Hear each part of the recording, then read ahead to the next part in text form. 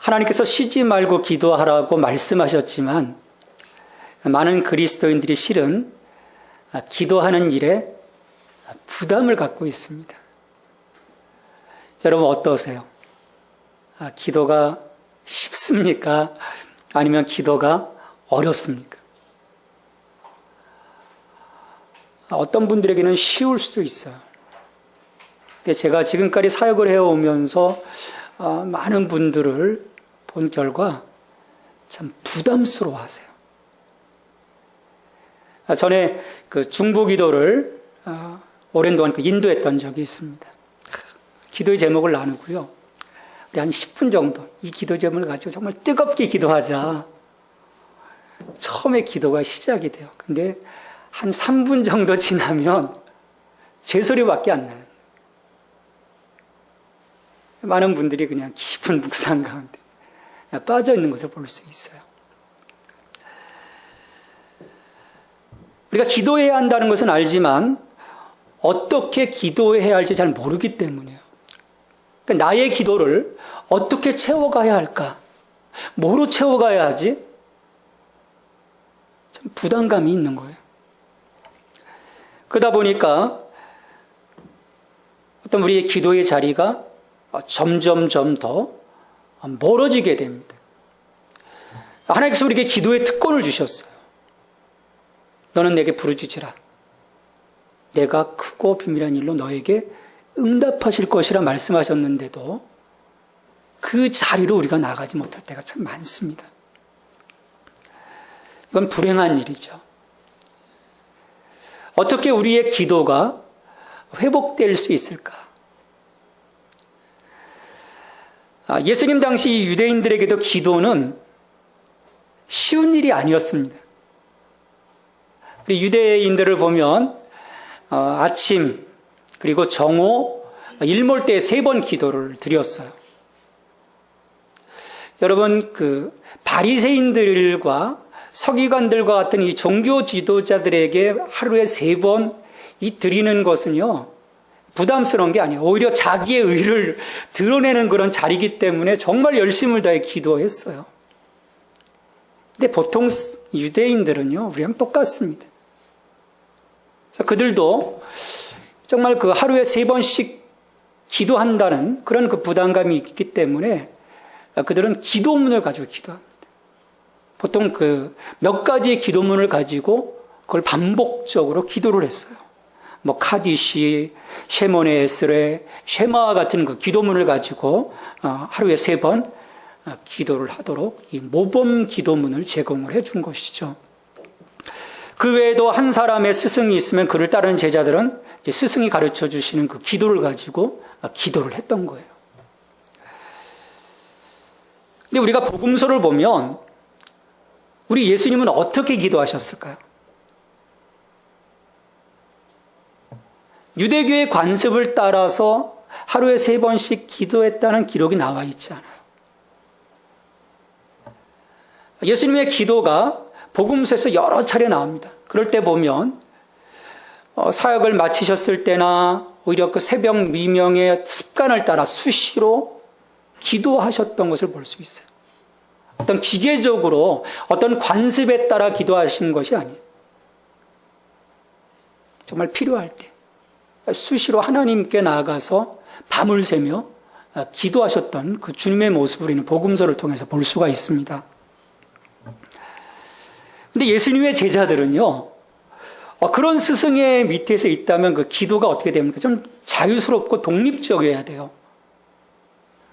근데 제자들의 모습을 보면 그들의 기도가 자유스럽지 못합니다.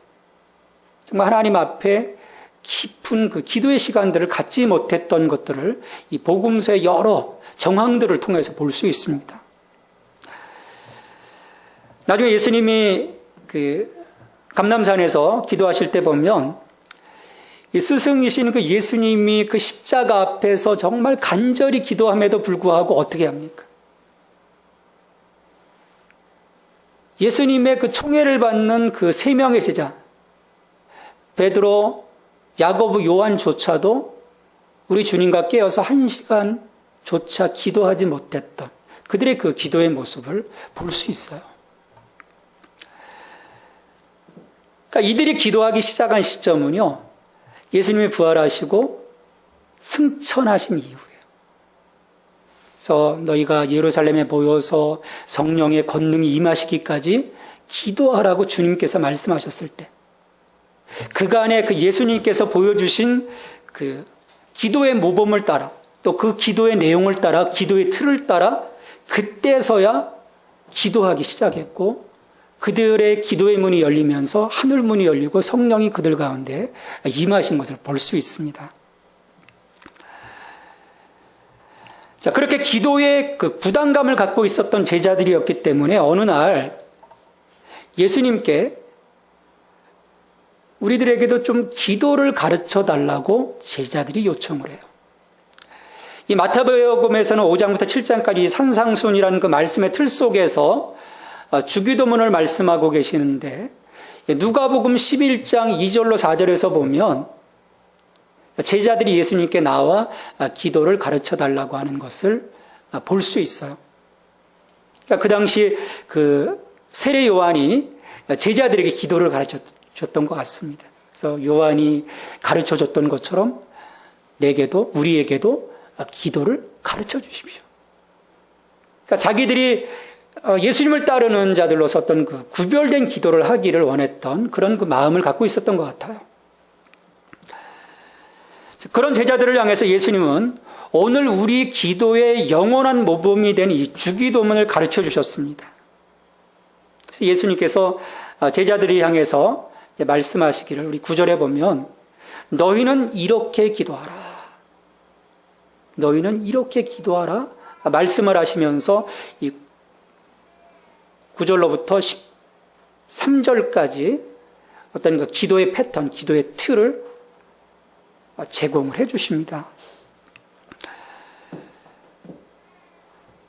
여기서 이렇게 기도하라 말씀하셨을 때 우리가 이것을 문자적으로 받아들여야 하는가? 그러면 이것을 그냥 기계적으로 우리가 외워야 하는가? 여러분, 그렇지 않습니다. 우리 주님이 여기서 이렇게 하라고 말씀하신 것은요, 그 정신과 내용과 순서상의 방법에 대한 모범적인 제안을 하신 거예요. 하나의 그 틀을 주신 것입니다. 건물로 치면 기도의 뼈대를 우리 가운데 세워주신 거예요. 여러분, 우리의 기도가 세워져 가고 우리의 기도가 하나님께 상달되어지기 위해서는요, 기초를 세우는 것이 중요합니다. 왜 내가 기도하기가 어려운가? 왜 내게 기도의 응답이 없을까? 왜 내게 분명 기도의 능력이 있다고 하셨는데 기도의 능력이 나타나지 않는가? 거기는 뭔가 나의 기도가 그 틀을 갖추지 못했기 때문에, 모양을 갖추지 못했기 때문이죠. 늘 덧없이 기도가 무너지고 마는 거예요.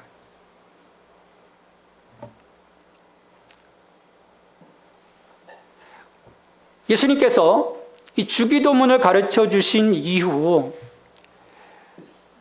많은 사람들이 이 주기도문을 가지고 기도해요. 심지어 어떤 기도원에서는요, 어떤 뭐 회개 기도하고 그러면요, 다 와서 얘기해요. 주기도문 500번, 1000번 심지어. 그거 힘듭니다. 기계적으로 반복하도록 이야기를 해요.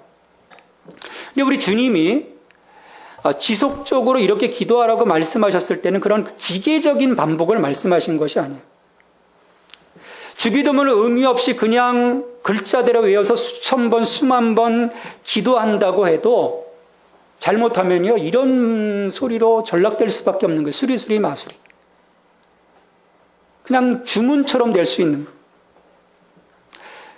주님이 이 기도를 주신 데는요, 그 기도 속에 우리의 의미를 담으라는 거예요. 우리의 삶을 담으라는 것입니다. 우리의 간증의 고백들을 담으라는 거예요.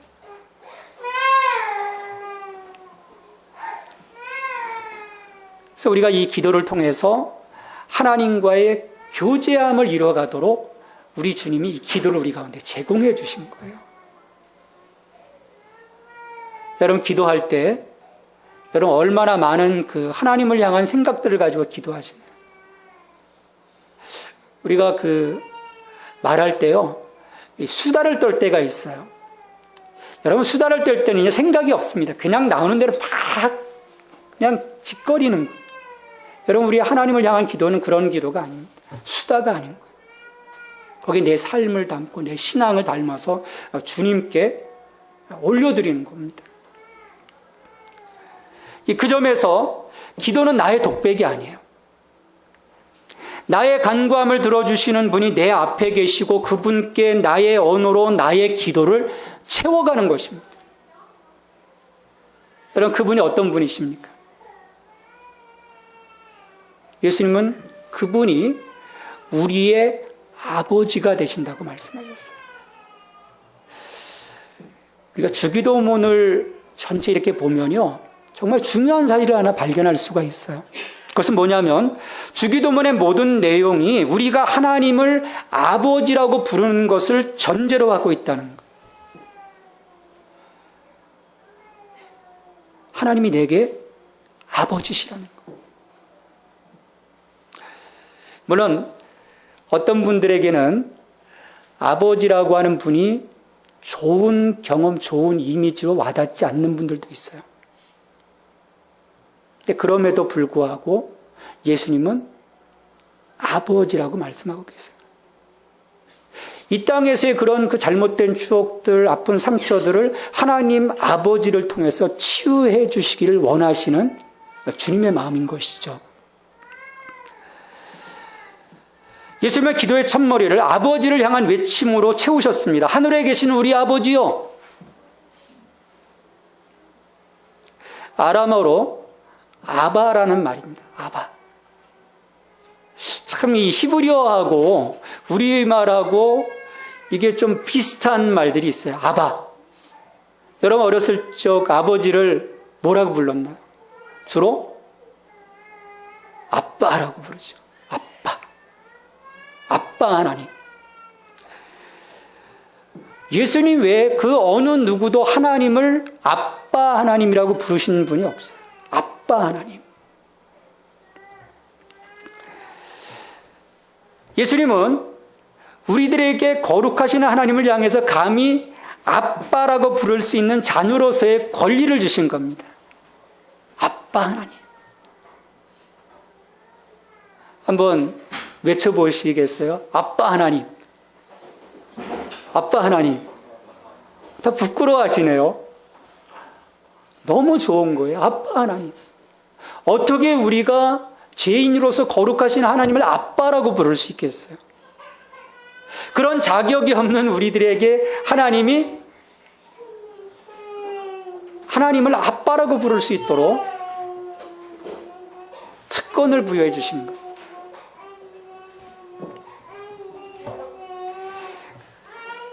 그로 인해서 우리는 가족으로서의 신뢰를 가지고 하나님 앞에 설 수 있게 됩니다.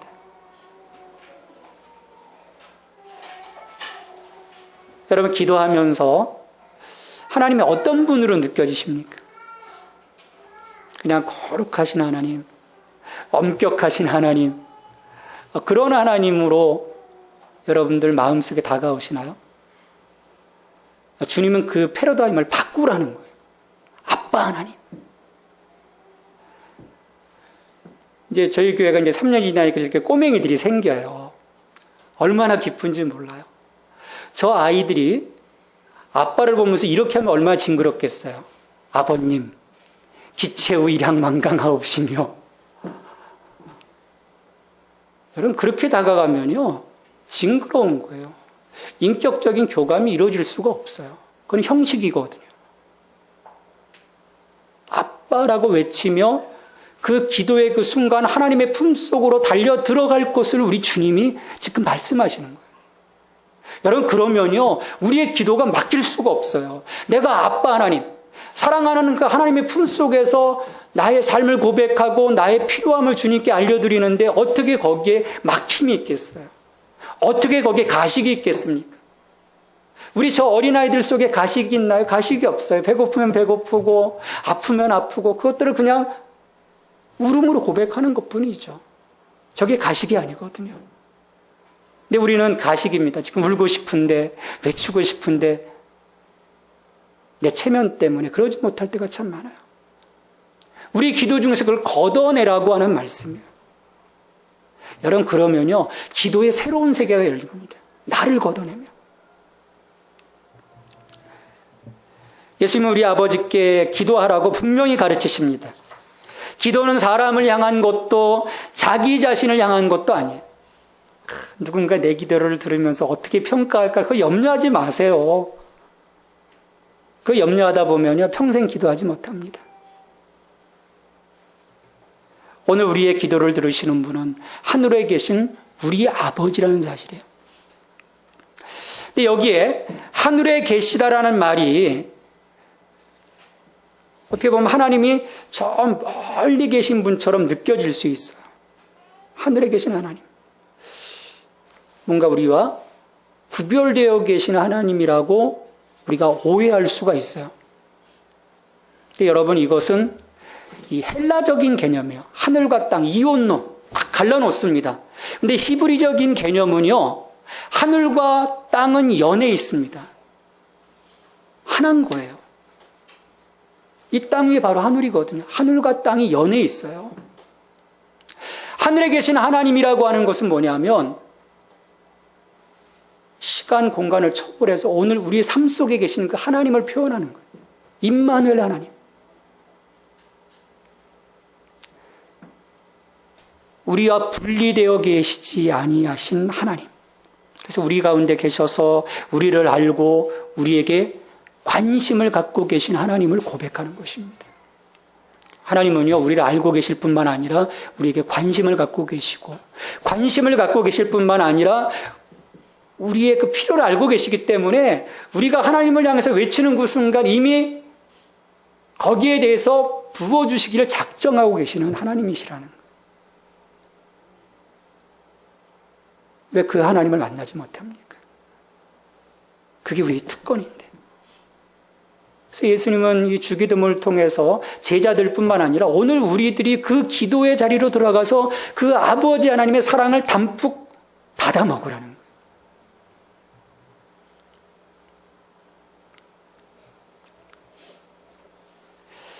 예수님은 이처럼 하나님을 향해 아빠 외치며 기도하도록 하십니다. 이것은 하나님을 깨우는 외침이 아니에요. 그 갈멜산에서 엘리야가 그 바알과 아세라 선지자 850인가 이제 기도 대기를 하지 않습니까? 그 선지자들, 그 바알, 아세라 선지자들이요, 기도하다가 안 되니까 막 자해까지 합니다. 바알이요, 아세라요. 들을 수가 없는 거. 존재하지 않는 신들인데 어떻게 응답할 수 있겠습니까? 그러니까 엘리야가 조롱하지 않습니까? 야, 자나보다 너희 소리를 듣지 못하는구나. 그리고 하나님께 기도할 때 그 불이 그 갈멜산 제단에 그 번제물을 불태워버리는 것을 볼 수 있죠. 하늘에 계신 우리 아버지, 이것은 하나님을 깨우는 외침이 아니에요. 이미 준비하고 계신 하나님께 나의 마음을 고백하는 것입니다. 하나님을 향한 나의 마음을 고백하는 거예요. 그와 함께 그분의 임재 속으로 들어가는 것입니다.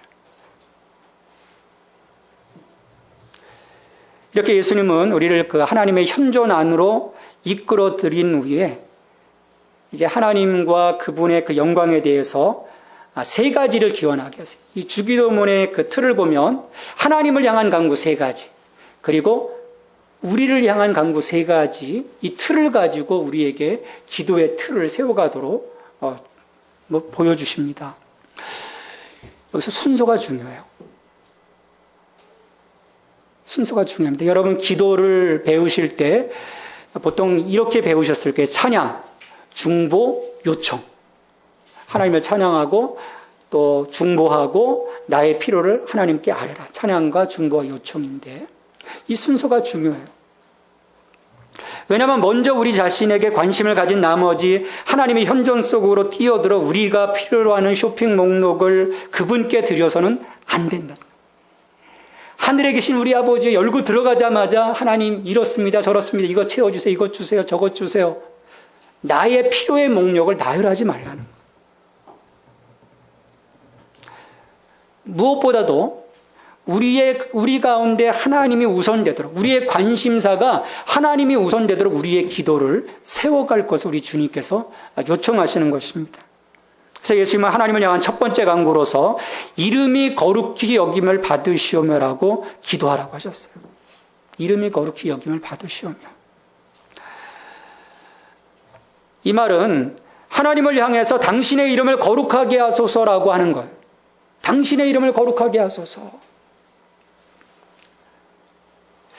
사실은 이 간청이 없어도 하나님은 이미 거룩하신 분이세요.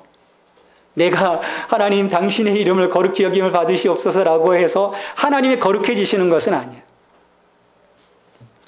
그럼에도 예수님이 그의 이름을 거룩히 여김이 받으시라고 기도하도록 하신 데는 이유가 있어요.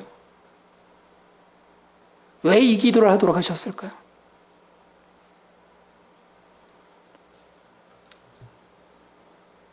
이것은 우리들의 삶 속에서 또 교회에서 세상에서 하나님께 응당 돌려줘야 할 영광이 제대로 돌려지기를 열렬히 원하도록 하시기 위해서입니다.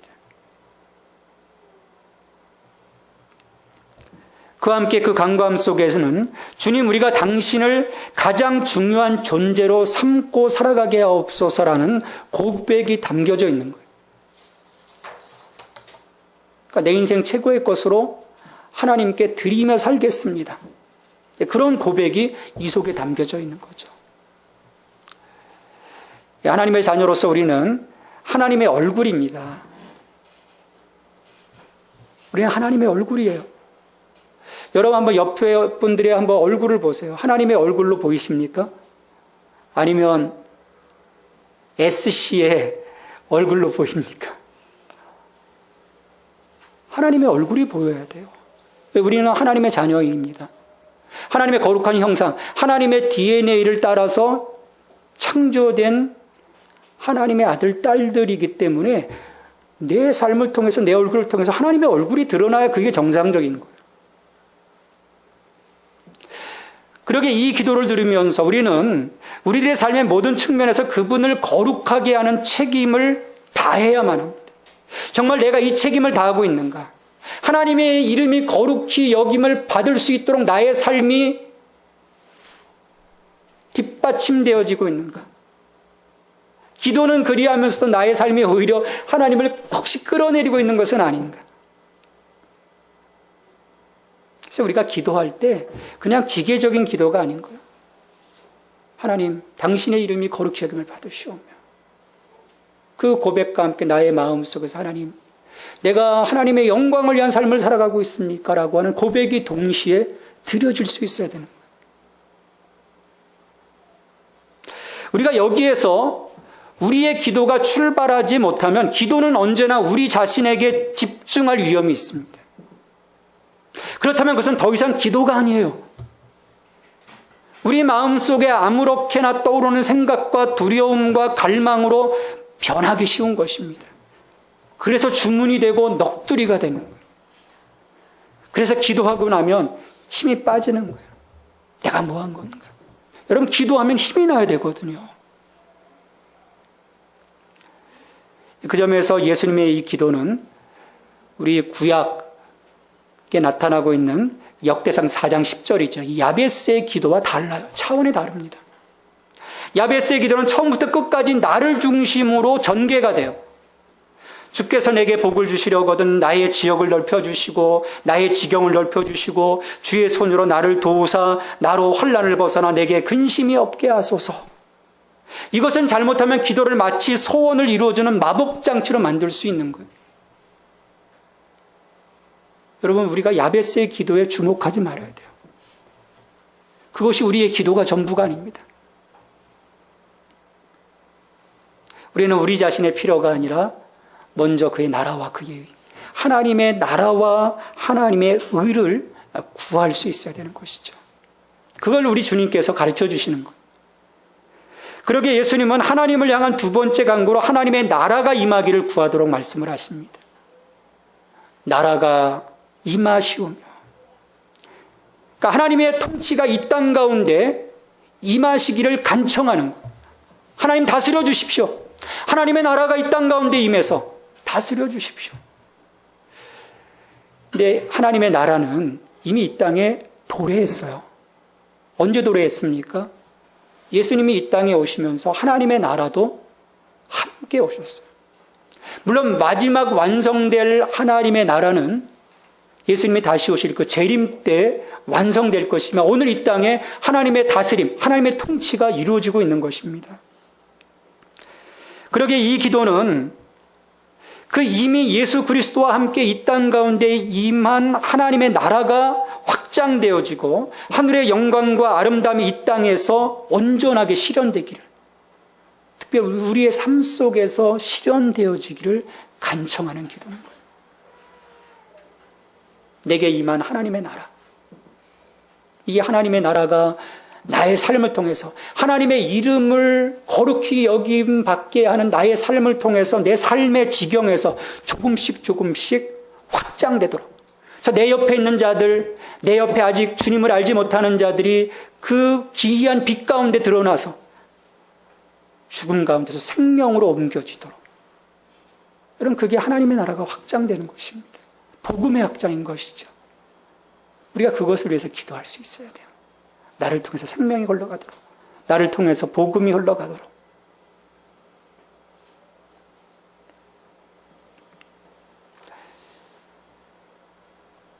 하지만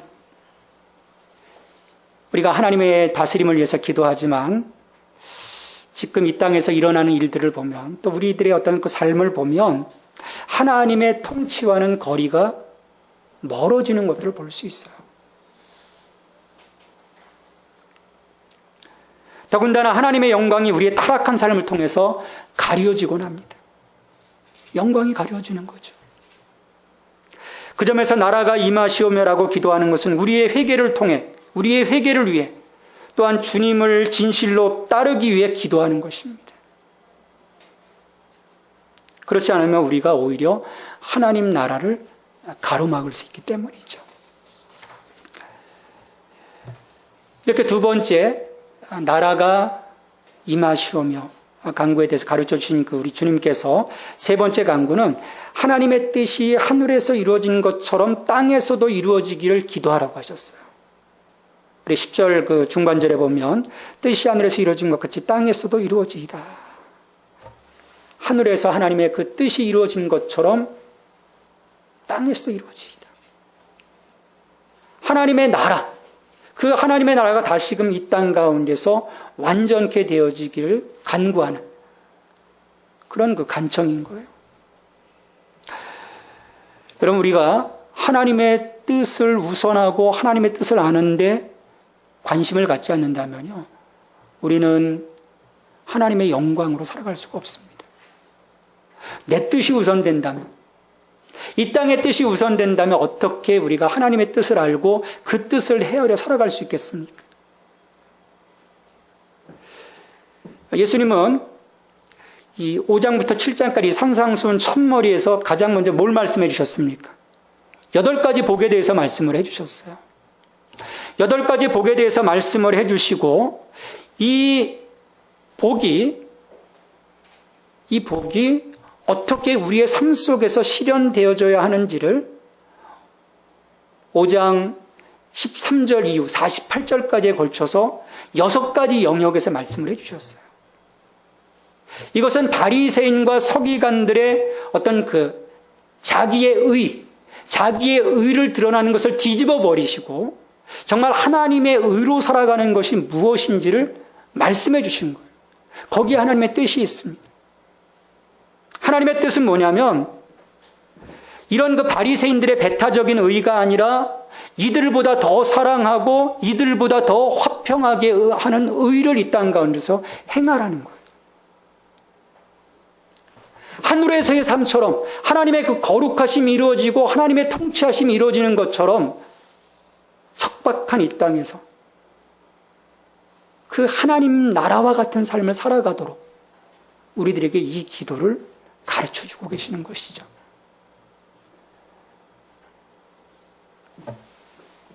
하늘과 땅이 하나 되어지는 삶. 여러분, 이걸 하나님께서 원하시는 거예요. 여러분, 왜 교회가 요즘 이처럼 어려움을 겪고 있습니까?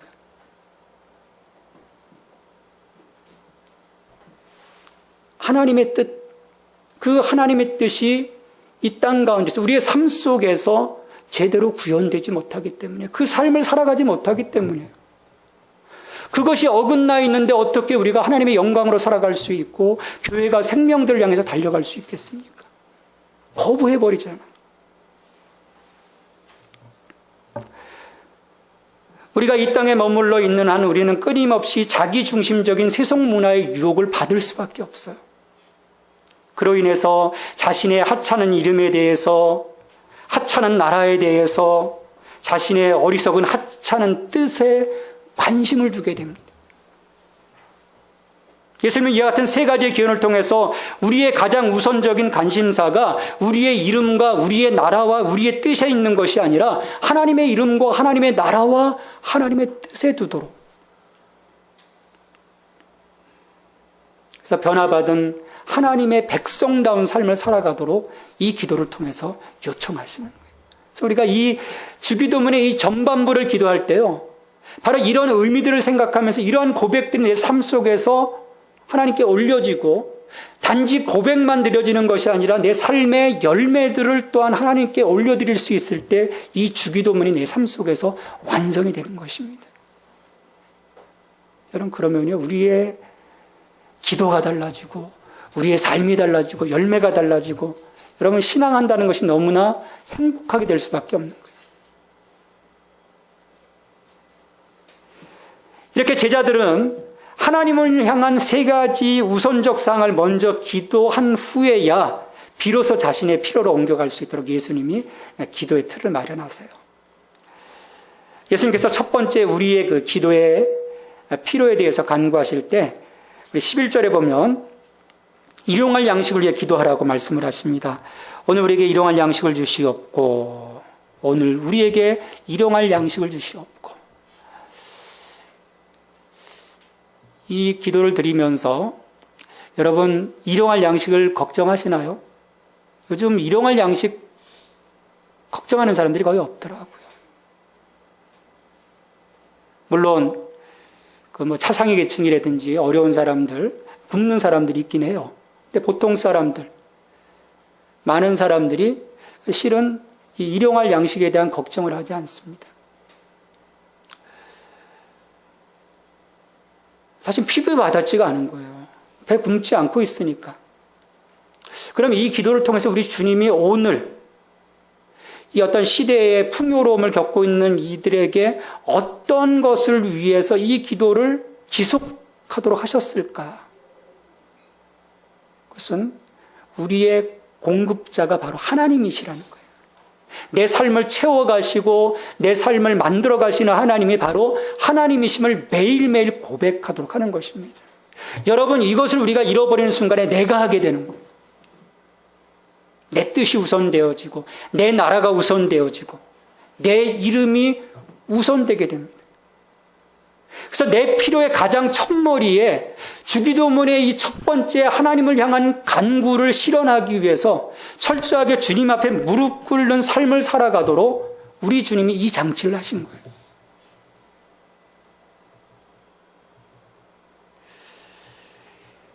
이 일용할 양식이라고 하는 말은 사실 성경에 거의 헬라어에 거의 나오지 않는 단어예요. 에피우시오스라고 하는 그런 단어인데, 아마도 성서학자들이 추정컨대 이 말이 출애굽한 이스라엘 백성들에게 일용할 만나를 주신 데서 온 것이 아닌가 생각을 해요. 매일매일 하나님의 만나를 내려주셨어요. 그때 이제 하나님이 모세를 통해서 그렇게 그 만나를 거둬들이도록 말씀을 하십니다. 하루에 먹을 수 있을 만큼만 거두도록 하셨어요. 그 다음 날에도 내가 너희들에게 줄 거야. 나를 믿어. 안심해. 근데 인간들이요, 그렇지 못해요. 하나님 그렇게 말씀하셨는데도 어떻게 합니까? 욕심을 부려서 축적을 합니다. 축적을 해버려요. 하나님을 신뢰하지 않습니다. 결국 어떻게 됩니까?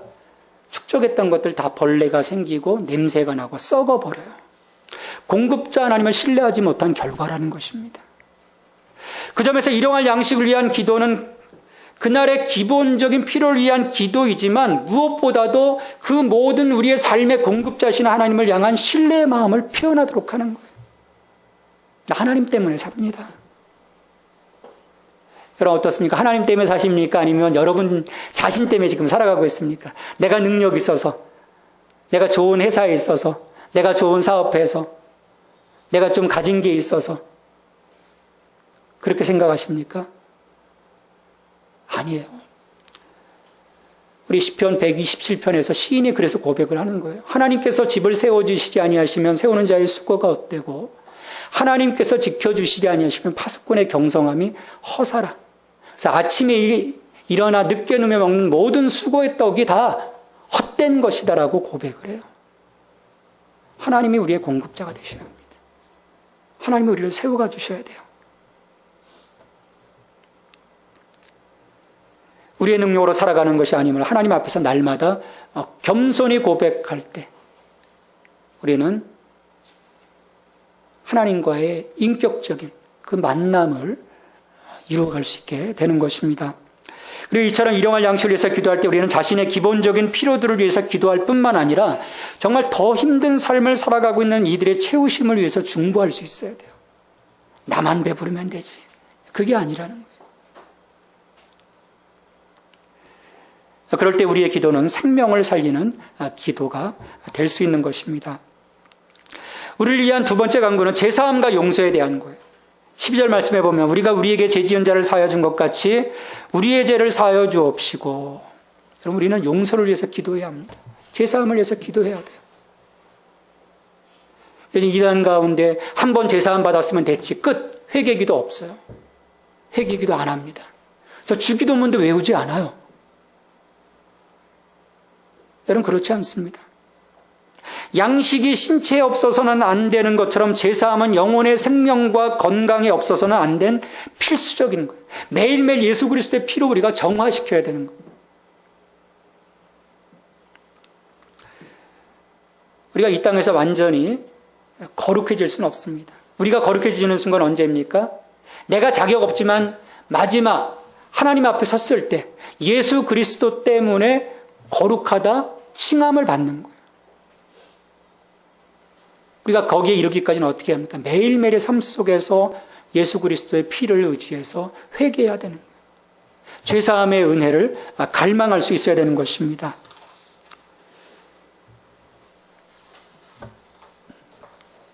근데 이 두 번째 간구에서 약간의 오해가 생길 수 있어요. 우리가 다른 사람들을 용서해주면 우리도 용서받을 권리를 얻게 되는가의 문제예요. 그렇게 말씀하고 계시거든요. 문자적으로 보면 우리가 우리에게 죄 지은 자를 사하여 준 것 같이 우리 죄를 사하여 주시옵고, 또 이것을 부연 설명해 주는 것이 14절 15절 말씀이에요. 너희가 사람의 잘못을 용서하면 너희 하늘 아버지께서도 너희 잘못을 용서하시려니와 너희가 사람의 잘못을 용서하지 아니하면 너희 아버지께서도 너희 잘못을 용서하지 아니하시리라. 오해가 생길 수 있어요.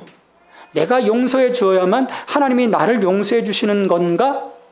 오해할 수가 있어요. 하지만 이 말씀은 그런 말씀이 아니에요. 내가 꼭 누군가를 용서해야만 용서받는다. 그러면 벌써 그건 은혜가 아닌 거예요. 우리의 구원은 선물입니다. 예수 그리스도의 피에 보혈, 대속함을 통해서 하나님이 그렇게 하시기로 작정하셨기 때문에 이루어진 은총인 것이죠. 그러면 이 의미가 뭡니까? 이 말씀은 오히려 하나님의 자비를 받는 것을 기대하기 전에 우리의 마음의 완악함을 먼저 회개하도록 하시는 거예요. 아직 누군가를 붙잡고 용서하지 못하는 마음을 내려놓도록 하시는 거죠. 그래야 내가 하나님의 사랑과 하나님의 은혜를 입었을 때 하나님을 향해서 마음을 열 수가 있는 거예요. 내 마음이 강팍하고 내 마음이 완악한 상태에서 하나님의 은혜를 입었다 한들 내 삶이 변화되지가 않습니다. 마음이 열려지지가 않는 거예요.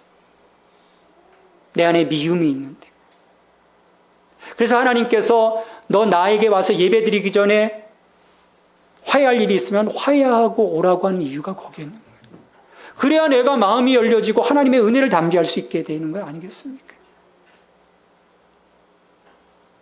우리가 용서할 수 없는 사람이 있다고 생각하기 때문에 우리의 기도가 수포로 돌아가는 경우들이 참 많습니다. 그래서 우리가 우리의 마음 속에 용서하지 못하는 마음들을 내려놓을 수 있어야 돼요. 여러분 마음에서 용서하지 못하는 분들이 있습니까? 이 주기도문의 이 반복적인 기도를 통해서 여러분들이 그 마음을 여러분 바깥으로 밀어낼 수 있어야 돼요. 그래야 여러분들이 삽니다. 그래야 우리의 영이 살아요.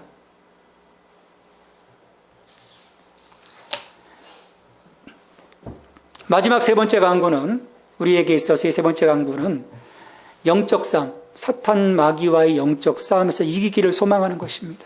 우리 13절 말씀, 우리를 시험에 들게 하지 마옵시고 다만 악에서 구하시옵소서. 우리가 인간으로 존재하는 한 우리는 매일 유혹에 직면할 수밖에 없어요. 난 괜찮아. 여러분 소용없습니다. 제가 그렇게 넘어지는 분들 참 많이 봤어요. 우리 선배님들 가운데서도 정말 강력한 분들인데 넘어지는 분들 봤어요. 난 괜찮아. 괜찮아. 괜찮아. 괜찮긴요. 폭삭망하는데.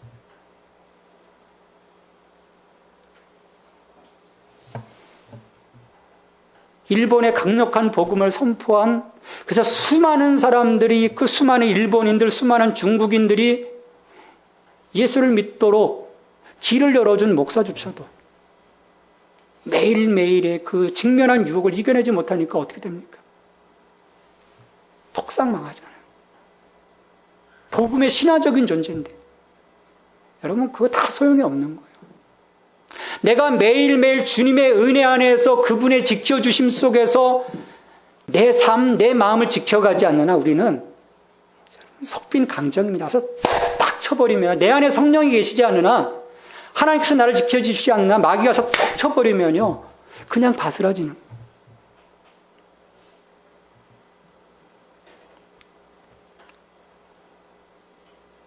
그래서 우리는 날마다 기도해야 합니다. 다만 악에서 구하옵소서. 다만 악에서 구하옵소서. 오직 아버지의 능력만이 우리를 시험에 들게 하는 사탄 마귀와의 유혹에서와 또 그들을 죄짓게 만드는 악한 자의 모든 권세로부터 구원할 수 있기 때문입니다. 이 세 가지를 드리도록 우리 주님이 우리에게 기도를 가르쳐 주셨어요. 하늘에 계신 우리 아버지여 당신의 이름이 거룩히 여김을 받으시오며 나라가 확장되어지며 당신의 뜻이 이루어지고 우리의 필요가 공급되고 우리의 죄가 용서되고 우리의 시험이 극복되기를 원합니다.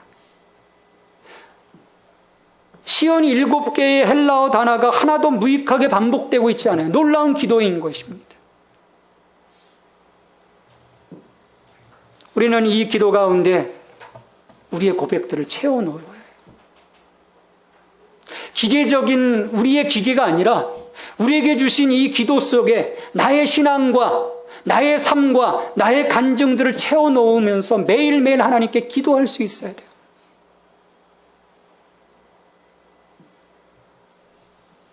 그것이 우리가 하나님 나라를 살아가는 것입니다. 우리는 언제나 하나님 앞에 진실되게 기도해야 합니다. 바리새인들처럼 서기관들처럼 외식하는 자로서 기도하지 말라고 하셨어요. 우리의 진실함을 담고 정말 하나님의 자녀답게 하나님을 정말 깊이 묵상하면서 아빠 하나님을 깊이 묵상하면서 저분이 어떤 분이신지 나의 삶에서 어떤 것을 이루기를 원하시는지를 내 마음속에 묵상하면서 우리가 조금씩 기도할 때 우리의 기도의 지경이 넓어질 것입니다. 우리의 기도가 깊어질 거예요. 더 이상 기도가 부담이 되지 않을 것입니다.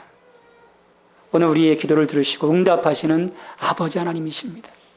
그 하나님께 여러분의 기도를 진실되게 올려드릴 때 오늘 다가오셔서 여러분들을 품어주시는 하나님의 은혜가 넘치시기를 주님의 이름으로 축원합니다. 아버지 하나님 감사합니다. 오늘 우리에게 기도를 가르쳐 주시고 기도함을 통해서 아빠 하나님께 나아갈 수 있도록 길을 열어주신 은혜에 감사를 드립니다. 주님, 저들의 마음을 도와주시옵소서. 우리의 입술 가운데 성령의 기름을 부어주시고 주를 향한 아름다운 기도를 통해서 우리의 삶이 더욱더 풍성해지게 하시고 하나님과의 그 모든 그 만남이 깊어지게 하시고 그래서 매일매일 신앙의 삶이 행복하고 즐겁고 능력 있는 삶이 될 수 있도록 주님 축복하여 주시옵소서. 예수 그리스도의 이름으로 기도하옵나이다. 아멘.